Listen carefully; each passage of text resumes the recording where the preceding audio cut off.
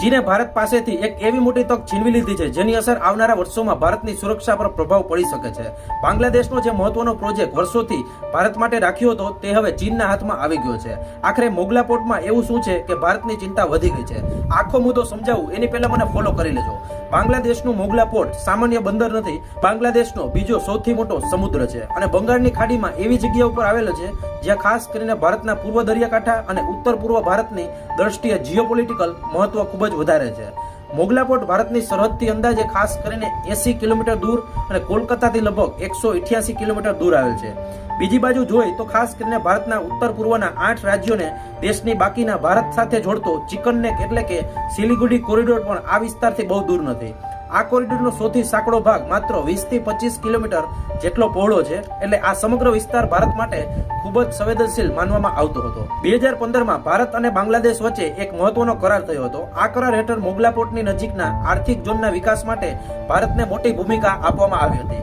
ભારત અહીં રોકાણ અને ઉદ્યોગો ઉભા કરવાની યોજના બનાવી હતી, જેથી ખાસ કરીને બંને દેશો વચ્ચે વેપાર વધે અને સંબંધો વધુ મજબૂત બને. પણ હવે પરિસ્થિતિ આખી સંપૂર્ણ બદલાઈ ગઈ છે. તાજેતરમાં બાંગ્લાદેશના પીએમ ચીનના 4 દિવસના પ્રવાસ હતા. ત્યારબાદ ભારત માટે ફાળવાયેલ આર્થિક ઝોન રદ કરીને તેનો વિકાસ ચીનની કંપનીને સોંપી દેવામાં આવ્યો છે.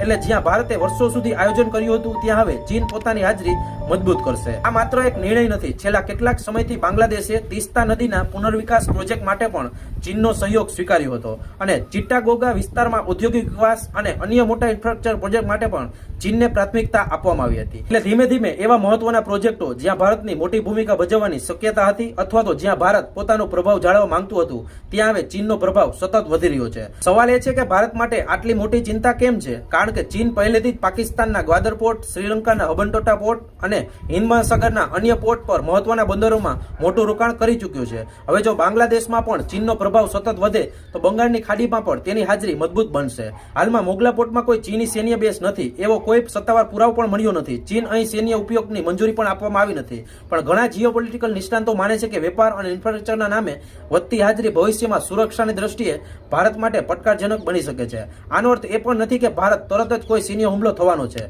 પણ એક વાત ચોક્કસ છે કે બાંગ્લાદેશમાં ભારતનો પ્રભાવ પહેલા કરતા ઓછો થઈ રહ્યો છે.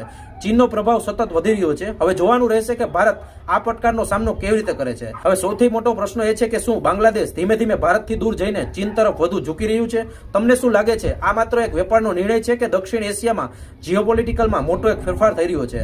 આખા મુદ્દે તમે કોમેન્ટ ખાસ કરજો. આવી જ હિડન જીઓપોલિટિકલ સ્ટોરી માટે ડિજિટલ ન્યૂઝને અત્યારે જ ફોલો કરી લેજો.